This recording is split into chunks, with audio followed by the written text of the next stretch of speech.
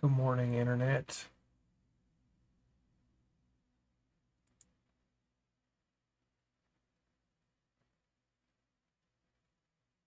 Hmm. This is my first video since my cat died, and I think I'm able to talk about it now without crying. The It's basically like the four worst days, like collectively. Um, when it first really occurred to me that he could and likely would die, I completely panicked, basically. But when you have no power and no money, there's really nothing I could do. And the reason this stuff warrants a video is because there's some big answers I have about grieving and pain and things that I need to talk about. Um, first of all, no, the good moments don't outweigh the bad. If I could go back in time and not have Lou, I would do that. Why? Because from a pure pleasure generation standpoint, just because of the evolutionary, dark, crappy nature of the brain, every time, like for the rest of my life, I'm gonna see somebody petting a cat in the way similar that I would pet Lou, and I'm gonna think about his death. I'm not gonna think about the hundreds of thousands, 15, 16 years of times that I petted him. I'm not gonna think about that. I can think about that now, and it's almost like taking a dump. Like you don't remember the individual instances. It just becomes a thing that you did, and you know aspects of it. And I have video even of doing it because he would, you know, join me for videos. And it's not worth it. Like, the only thing that made it remotely worth it is, again, the one thing this worthless reality has to offer. Could be worse. Like, it could have been worse for him. Like, people will do horrible things to fucking cats. I'm not even going to elaborate on that, okay? We are the worst thing in nature. It's really not even close. And when you think about an animal's life, like out in the woods, or what might happen to it, it's like the worst thing that might happen to it isn't anything that would happen in nature, like it being killed by a coyote or batted to death by a big cat, fucking cougar or something, or maimed and left for dead by some insect or whatever. None of that is as bad as being picked by the wrong human. And so, yeah, it could be worse. I kept him from having a really horrible life, right? But he didn't have an amazing life because it's funny. When I was in grade school and I saw other poor kids, I very quickly realized I'm not going to have a kid until I have the money to do it right.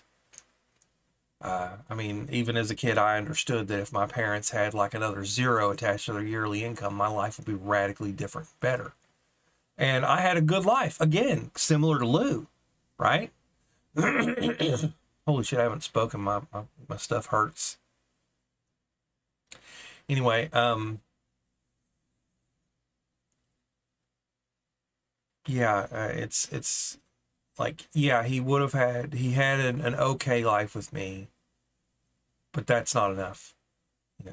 He still had a shitty last couple days, and I don't know how his death was, But I'm going to damn sure find out, I guess, one of these days, right? It's going to happen to everybody. And that's another thing that makes this video worth making. I make videos for the ages, for the big topics. And here's the big fucking topic. We need to do something about pain and death. And of course, you know, I've talked about that for years. It's like, I have to convince you people that pain is bad? Really? Really? Pain itself doesn't do it for you? I have to tell you. And you don't listen anyway.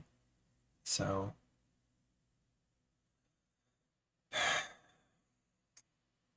but yeah, it's not worth it. I'll never have another pet again.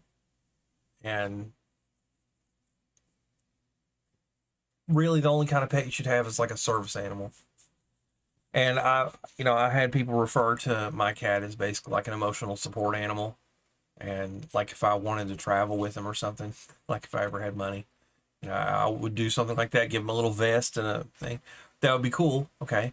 But see, it's a hostage situation. It's like teeth. It's luxury face bones. Like, I don't have any right to a pet, right? I can't buy cat food with food card. So, you know, you're not allowed to have a cat. It doesn't count. And you can't really feed them from a grocery store. At least, I mean, mine was sick before he got super sick, right? Before fleas started attacking him in a way that they had never ever before and completely blindsided us. But yeah, I would give him half and half, and at first I was afraid it was going to give him constipation or something, but he had normal, you know, that just became something he liked. It's like the classic cartoon thing, dish of cream. I'm like, okay, cool, that's great, but that's not all he needs, right? There's not all the nutrients there.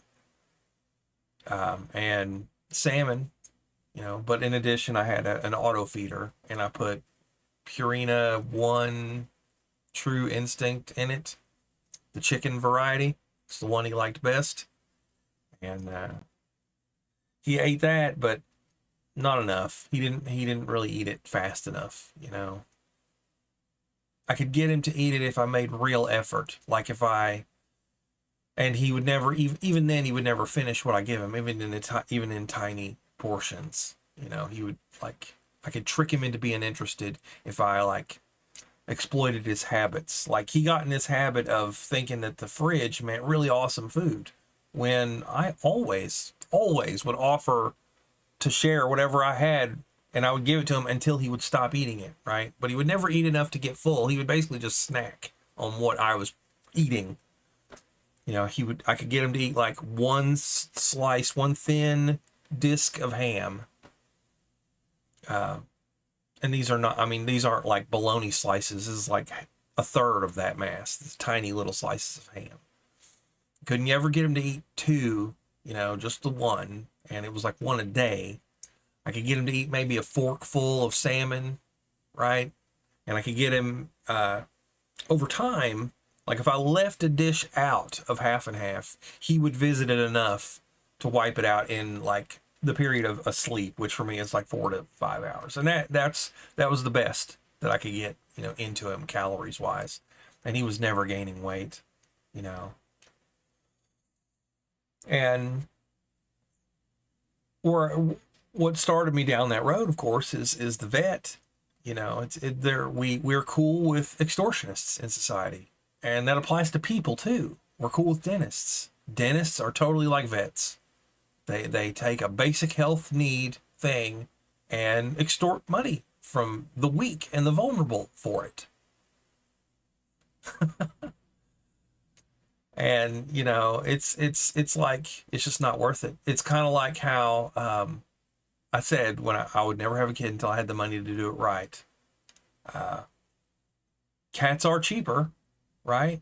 But holy shit, I did not expect my life to turn out this way. When I had him, when I first got him, my prospects were a lot better. Just imagine the world in 2010, right? Compared to now.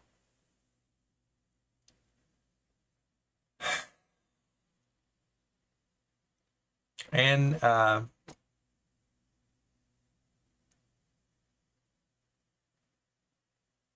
don't know. I just, so yeah, my other cat, she went missing. She just escaped, never came back. And that was interesting because I think she knew death was coming because she was also very old, and she had never like really had any interest in being outside before, and had been outside a couple of times and just came right back in. You know, it wasn't like I was working to contain her. You know, some cats you have to do that. They're like Houdini. They want out, but not this one. You know, and last time I saw her, I tried to get her to come back in, and she wasn't having it. She like backed off, and I can't fucking run and chase down a cat, right? And I tried, you know, did all the things. Didn't work. I was like, well, I'll be inside and you can come back in when I'll see you tomorrow, and didn't see her tomorrow. That's better. That's better than having the cat die with you, because all I have are memories of that departure. I hope she didn't get found by shitty people, right? I hope she didn't get maimed by nature and have a shitty, horrible, natural death, which they all are. Like, House was right. You know, you don't die with dignity. It's always ugly. Now, I could probably design a good death. You know, we have inert gas narcosis or whatever, inert gas asphyxiation. But again, it's like, I'm a fucking alien for wanting to do that to my cat at home if it gets too bad, right? So there's no product for that. I can't just buy a little kitty perma-sleep pod with a tank of nitrogen. Why not? It goes back, excuse me, it's just from talking. I haven't spoken. I've been done, like, the only noises I've been making for days have been crying. Anyway, so people just, I've said before about how, like, we have cats and dogs, right? They're a huge, huge, huge part of our lives. And yet there's no accommodations built into our housing for them. Like, houses, like, you'll have a fucking mansion with 18 bedrooms and 57 bathrooms and a fucking heliport, and there won't be a cat and a dog room. It's not just a standard type of room. When a fucking 1-bedroom apartment should come with a pet room. You know, every house, if pets are going to be such a thing, every house should have a pet room. You know, with a permanent litter box, like a fake sand thing that you can flush and just train the cat to use it. Or you know, it's like pool filter sand. They use the sand, and then you flush the sand, and the sand stays, and the use goes. You know what I'm saying? It's like humanity is not making any effort to integrate these things that we have almost totally integrated. How many people have cats and dogs? You can even put little perches for fucking birds. You know what I'm saying? It's like, anyway. So there's that. Right? We don't take anything seriously. We don't, because it's like how I'm always saying that nature is not for us. You can tell that because 99% of it by surface area is lethal to people. You know, you'll either drown or burn or freeze or die of sting, or, you know, it fall or suffocate if you're high up enough. You know what I'm saying? It's just like, we require really narrow, thin, special, specific little spaces here and there. It's like basically San Diego. Like, that's really the only place on the fucking planet, and other places of similar, you know, climate construction, that are made for people. Actually made for people. You know, a hairless, naked ape. We're supposed to basically be living in or adjacent to shallow water or diveable water for shellfish. We're an aquatic, semi-aquatic ape. But anyway, And that lack of adaptation extends to everything. In what's going on? Hold on. Stuff's chopping. I gotta turn some stuff off. Is it this off? What's going on? Look at that chop. What is going on?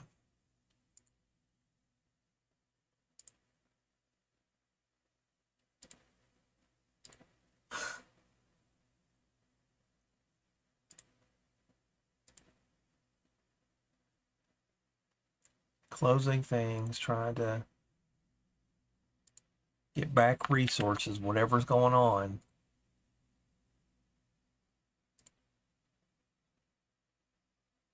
Task? Oh, okay.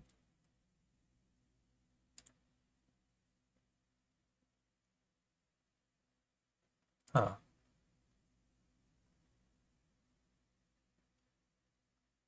Python? No. OBS. Okay. GPU, OBS. Okay. Looking for chop. All right. Guess it's done. Doing whatever the fuck it was doing.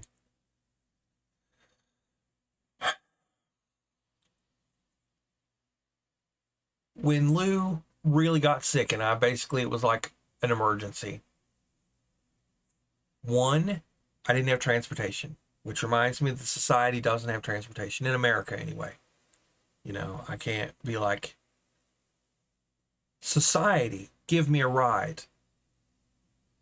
The answer, like, we don't live in a society, we live in a vending machine. And this is one of the events that really encapsulates that. Because it's like, oh, you need a ride? Where's your wallet? How much you got? Well, I don't fucking have any right now. But it's an emergency. Could you help out? No. Money. I like money.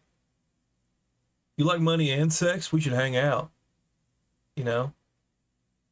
And this is where my fucking starting to blame people fits in, because it's like begins. Because it's like, I have 90 fucking assholes every minute of the day going past my house in their 18 fucking ton steel coffins, playing Russian roulette so that they can make money for their billionaire fucking owners.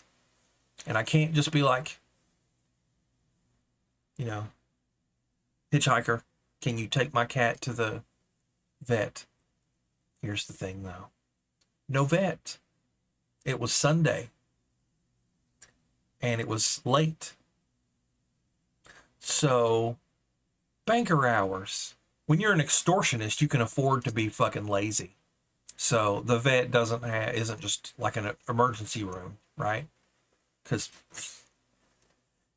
your loved one doesn't matter unless you have a wallet. I don't have a wallet.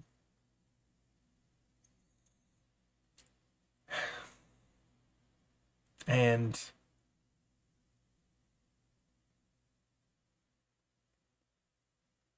what else, man?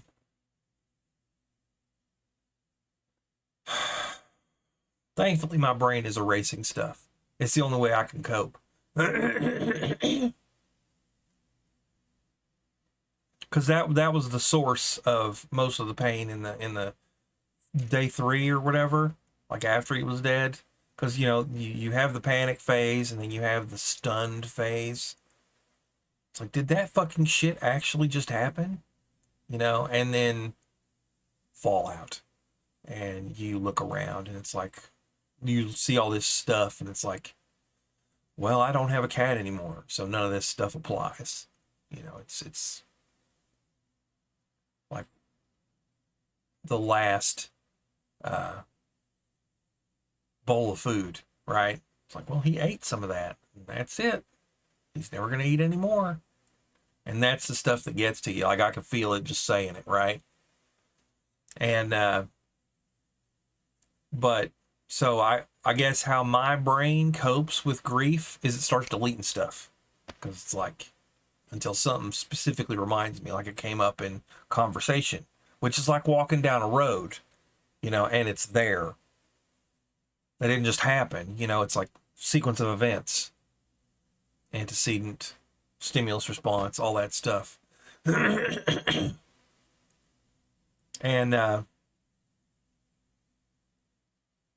but there were like 7 things like that, like 7 things lined up to kill Lou. And I can't remember exactly what they were. I know it was, he was already ill. Like he was already, like when he was in his normal state, he was like 10 to 12 pounds of muscle. He was a very stout, strong animal.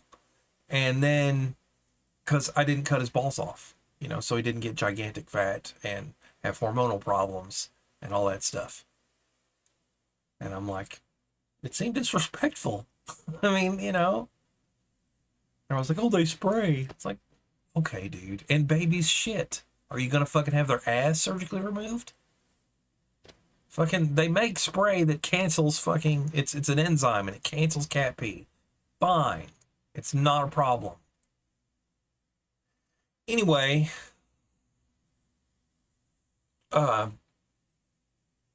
so yeah, he was stout. And then in the last couple years he started to not be. And he started to get picky with eating and everything, and it was like a fucking chore to get him to, and he probably, you know, had his own version of luxury face bones issues. I don't know. But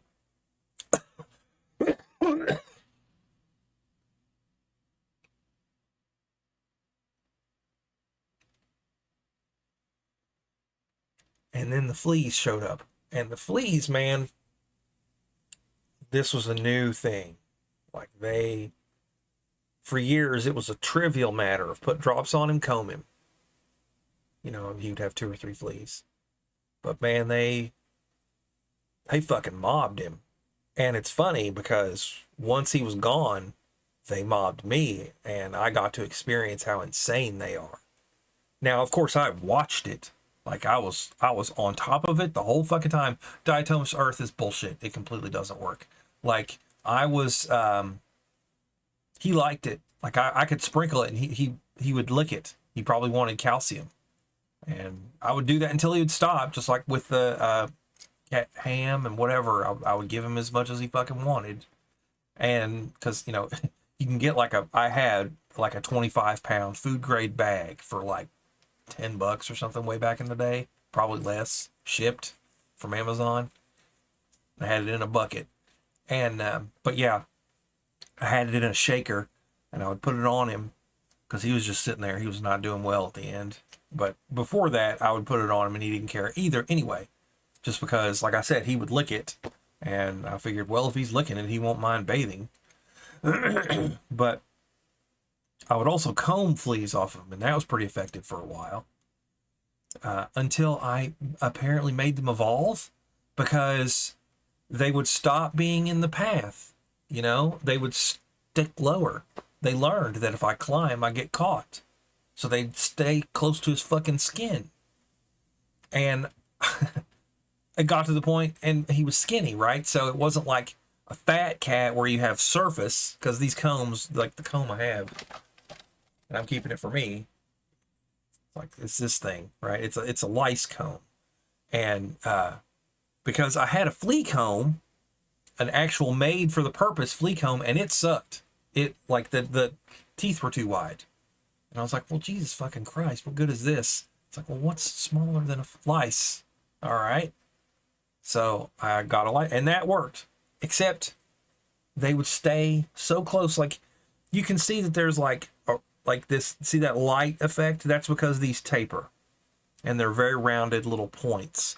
And the fleas would stay, like you imagine this making an arc of depth when I do that, right? Like that depth right there, that you can see it, the lighting change.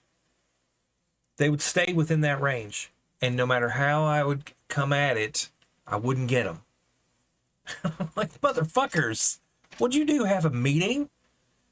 And so then this, and I have a half-hour video of me picking fleas off Lou and talking, but the mic fucked up and it was muted, so I'm not gonna upload that. So that was fucked up. But so I'd get him off him because he'd hold still and he'd let me, you know. Sometimes I'd get hairs, but he didn't seem to care. So great.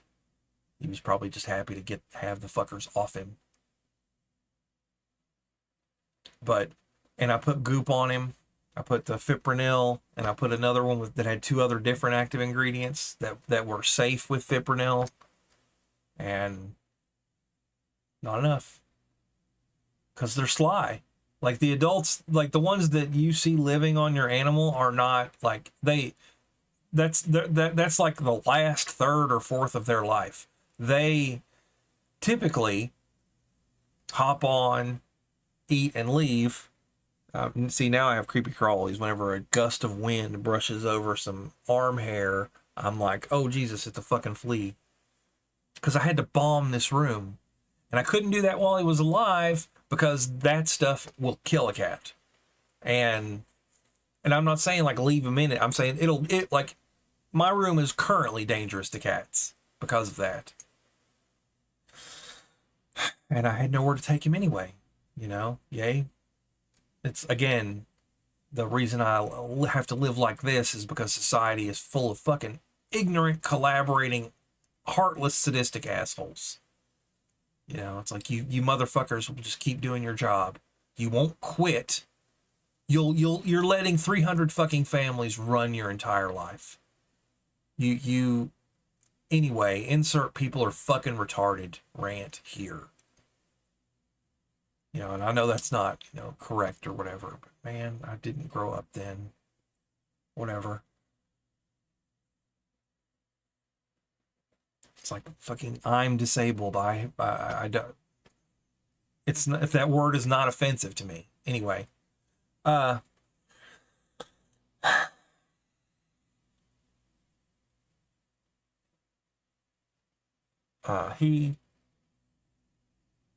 yeah, the fucking alien fleas that came out of nowhere. And then when he finally started to need emergency care, I didn't have any money and it was banker's hours and no transportation and no emergency line. When the hospital should just take, you know, it should be like the organics repair building.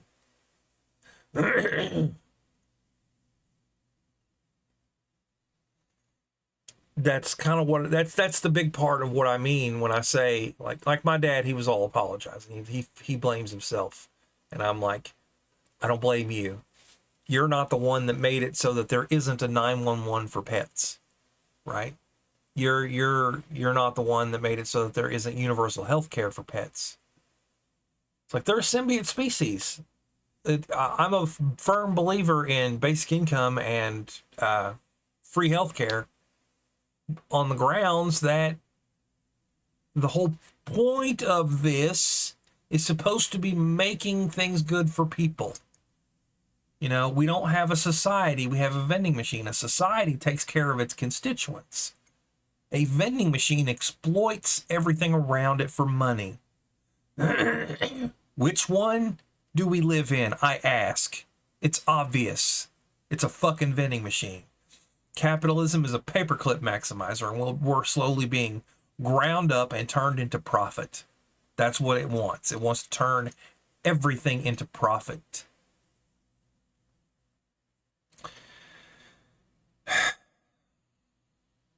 So yeah, people killed my cat. And I keep thinking of a line in Shooter.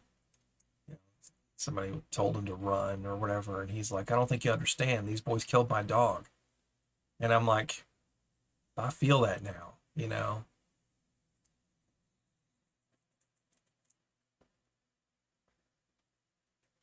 And at the same time, you know, I'm aware of how trivial that is on the hierarchy of horrors that happen to people. I mean, I'm constantly writing about Gaza. So I know how fucking horrible people can be to each other.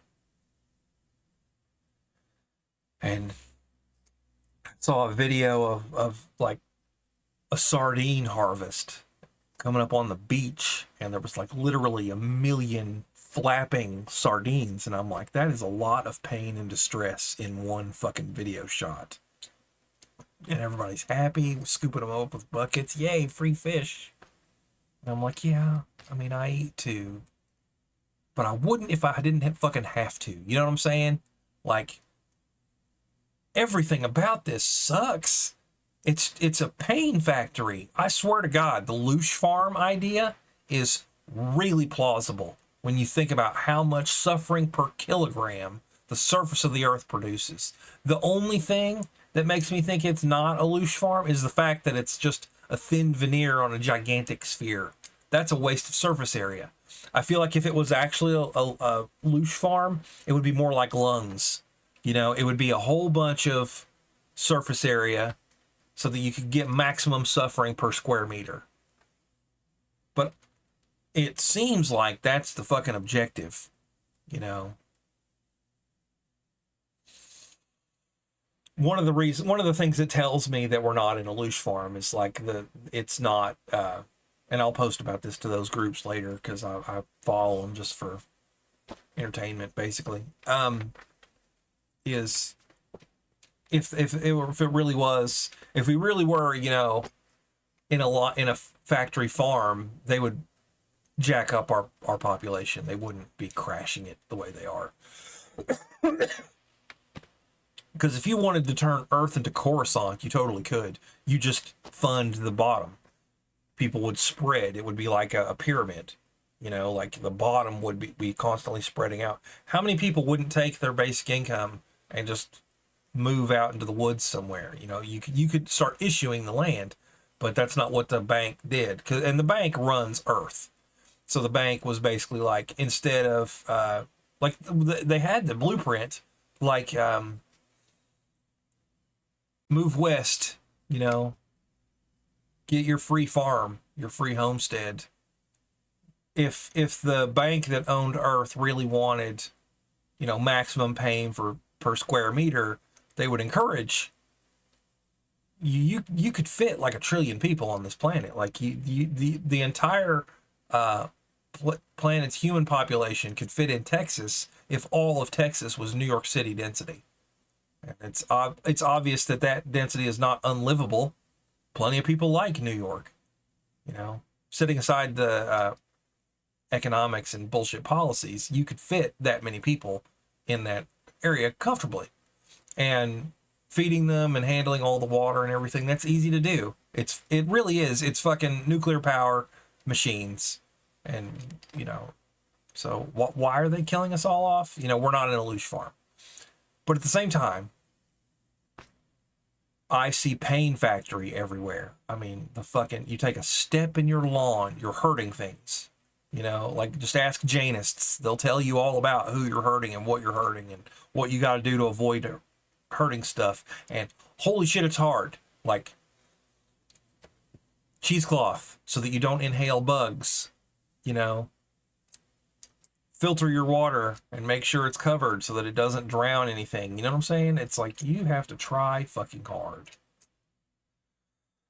And of course, you can't eat any of the stuff that you're designed to eat, you know, forward facing, semi-aquatic, the aquatic food chain is hyper carnivore. You know, it's all about ripping something apart and eating it alive. Lampreys taking a fucking bite out of something. Fucking everything is bad here. You know, and so, like, society is not making any substantive effort to care for all these animals that we all fucking love. And I blame people for that. I blame the greedy, of course, and our banker overlords, but I also blame people because they just go about their day like it's not fucking happening. It's like, I have bad news. You have stage 4 terminal aging. You're going to die. You're going to, at best, if nothing else shitty happens, you're going to slow rot from fucking aging. So how much of your resources are you, or, you know, I mean cognitive, I mean time, are you aiming, speech, are you aiming at the problem of aging? The answer for the vast majority of people is none. And that goes back to, I have to explain pain and death are bad? Apparently fucking so. I just do not understand it. I feel like a fucking alien. What is wrong with you fucking people? A lot is wrong with people.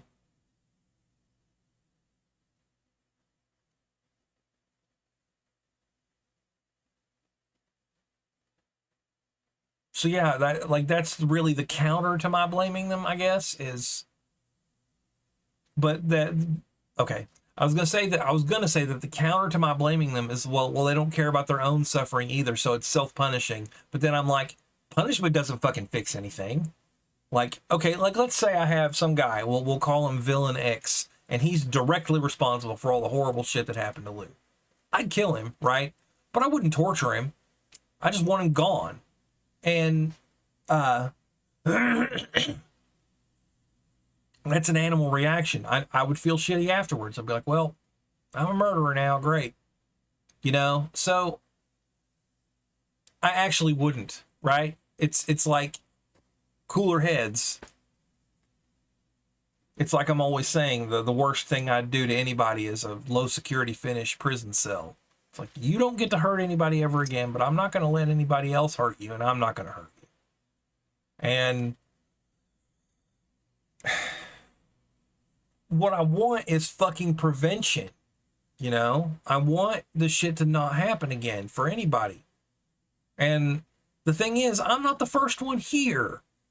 We had 500,000 years of human history to get our shit together, and we never got our fucking shit together.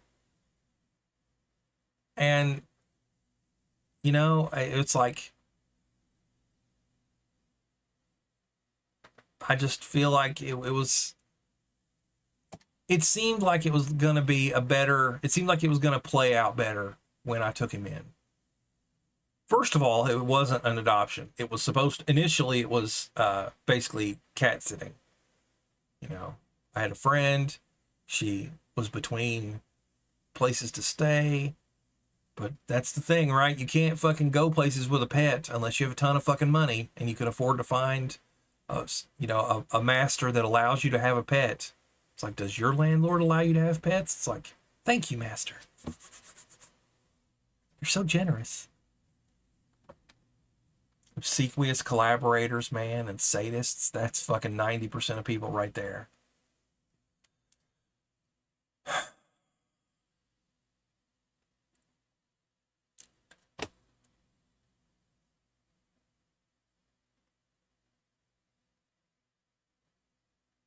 And I'm having existential burnout because it's a symptom of a larger problem. And it's going to happen to everything and everyone I care about. So I'm not having any more fucking pets. And I love my family, but they have never had any kind of interest in the long term. Like I was a deep, super optimist futurist for basically all of the 2000s. And I was like constantly telling them about, you know, cryonics and stuff. And they're just not fucking interested. They have spiritualities. They think there's stuff, and maybe they're fucking right. You know, I don't know. But I don't see the harm in preparing. Motherfucker.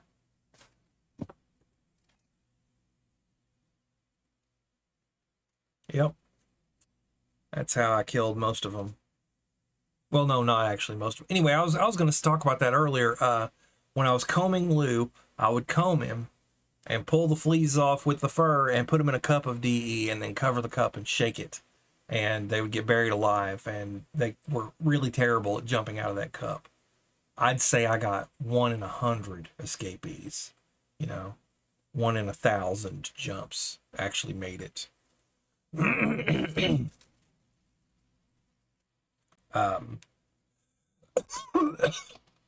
But yeah, it would take 6 hours, sometimes 10, for all the fleas I'd caught in the DE cup to die. And so yeah, it doesn't. and it didn't. Like, so that means walking around in it, being actively shaken and buried in it, takes a long ass time to kill him. And I guess covering him in it didn't do anything, you know.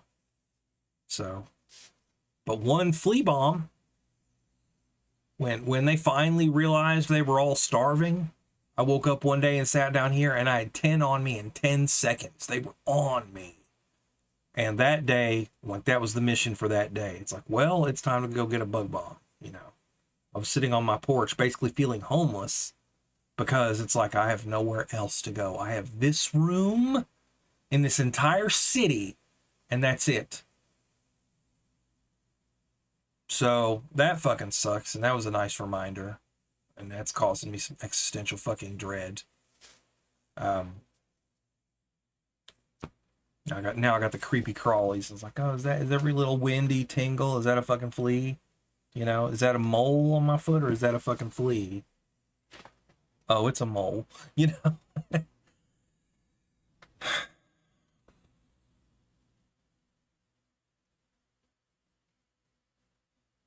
Lost my train of thought. But really, it's all one thing. It's like I live in a society that's not a society. I live on a planet dominated by completely mindless apes. I saw somebody made it was like 6 images of Tesla from youngest to oldest, and he had this, you know, and somebody commented, it's like how you had that thinking pose on lockdown. It's like, that's not the thinking pose. That's the I'm surrounded by idiots pose. It's like the polite version of that, you know, where you're just like, oh Jesus God. I'm not saying I'm a genius. I'm a, you know, Tesla level genius, but I am above average, and I do objectively see some stuff that apparently no one else fucking sees, like how pain is bad, and it's an endless source of frustration for me. It's like, guys, like, for example, here's just one of the many. Let's say I wanted to do Russian roulette on YouTube, right? They obviously wouldn't let me do that. That's basically like snuff film. Eventually I'd fucking pull a deer hunter, right? But they'll let people wingsuit. They'll let people free climb to 5,000 feet or whatever. They'll let people do insane motocross stunts. And I'm just like, how's that not Russian roulette with different odds? Because when you step back, that's fucking everything. Every time you get in a car, every time you get in a plane, every time you get in a bus, every time you fucking sit up and take a breath, it's Russian roulette. So why isn't Russian roulette allowed? You know? I saw a meme and it was showed two Jedi, or a Jedi and a Sith, you know, blue saber, red saber. And on the left, the blue guy said, you know, 9-to-5 job, savings, family, all that, the status quo. And then the Sith side said, life savings to Vegas, put it all on red. And I'm like, yeah, that's how you fucking do it. That's how you should, you know, you're just gambling. And I'm like, I would do that. Like, I would make the one fucking gamble. Because it's all like that. And my point there is that we don't acknowledge we don't have any kind of, there's no large scale organizing principle except the one the paperclip maximizer imposes on us. Generate profit for your bank. And I mean the bank that owns you, your banker overlord. I don't mean your bank account, which is nonsense.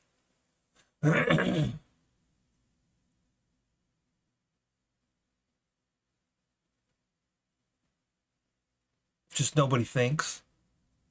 And I can't fucking stand it. And it's like the AI needs to hurry up. I'm running out of time because I'm running out of patience. I mean, it's already like my day feels over within 10 minutes of waking up. I'm like, okay, now, I mean, especially now, like my day was, a lot of my day was taking care of Lou, especially towards the end when it was a substantial thing. And I'm like, what am I going to do? Create more suffering or go find more and bring it in here? No, I'm not going to do that. It's like, I'm not going to torture myself just to have something to do. No. And I'm definitely not going to torture anything else just to have something to do, which apparently people love to fucking do. And just,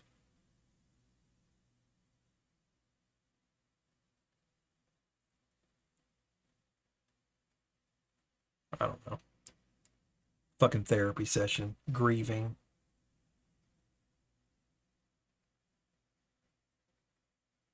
But it's not just grieving for a cat that was better than all of you.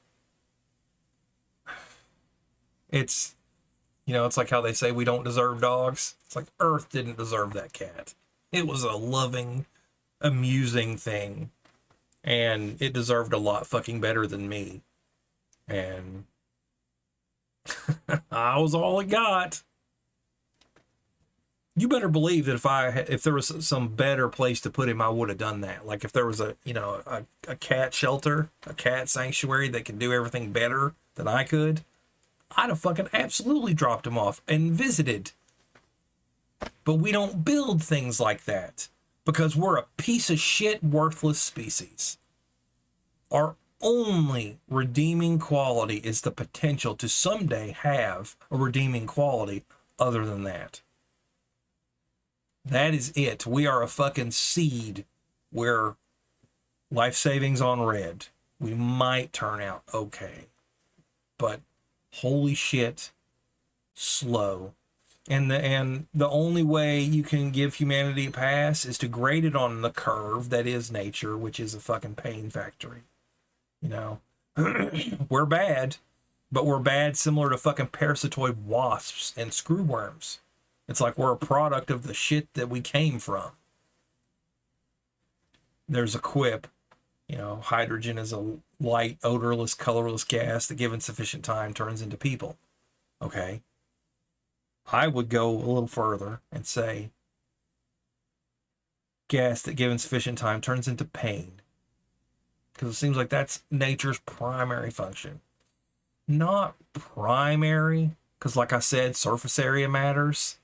But if it's a holographic universe and distance doesn't actually exist, you know, it's like locality is an illusion, which I think it might be, then we're already at infinite density.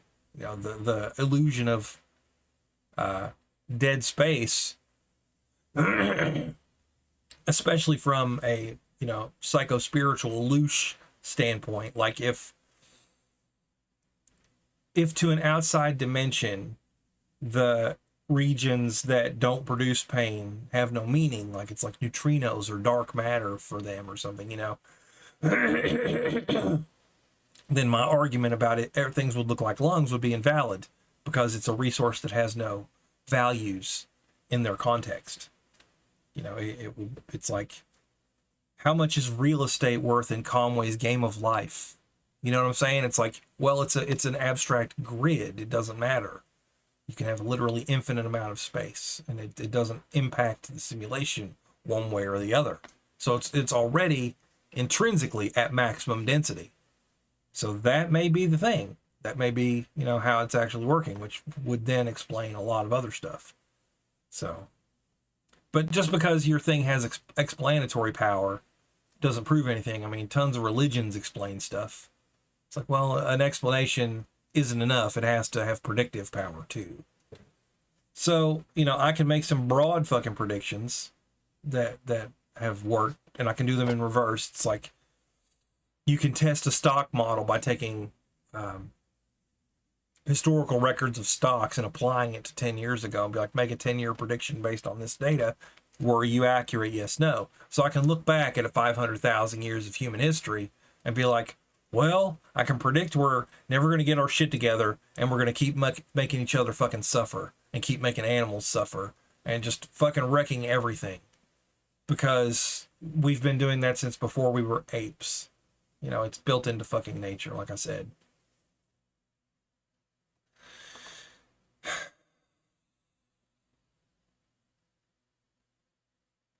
And why am I even doing this, right? Why am I even talking? Because I'm desperate and I'm bored and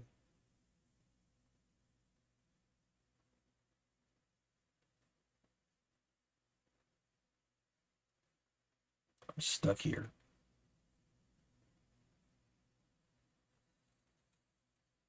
And that's another thing that's killing me, man. Like, I think about, okay, you know, I have all these problems. Let's say I solve them. It's like, then it's just David Pierce land where I'm stuck on my hedonic treadmill. It's like, even if I lived in Finland and had good passive income, well, I'm still on a planet that doesn't have a fucking any kind of interest in curing aging. Even the rich apparently don't seem fucking interested. And I'm just, what's the fucking point, right? The only point is, like I said, potential. Like, it might get better. And I'm like, that is a devious fucking trap, man. It could be worse. It might be better. Suffer. That's fucking. So I see why people descend into their religious LARPs. And that's what it feels like to me. And none of it feels fucking real to me. I've never seen anything like a ghost.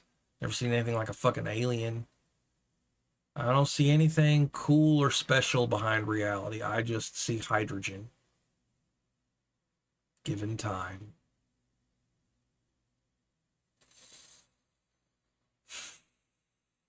So the best I can do is ethical hedonism, you know, reduce suffering where I can in me and others, expand joy where I can in me and others, try and keep an accurate picture of reality so that I can better do the former two.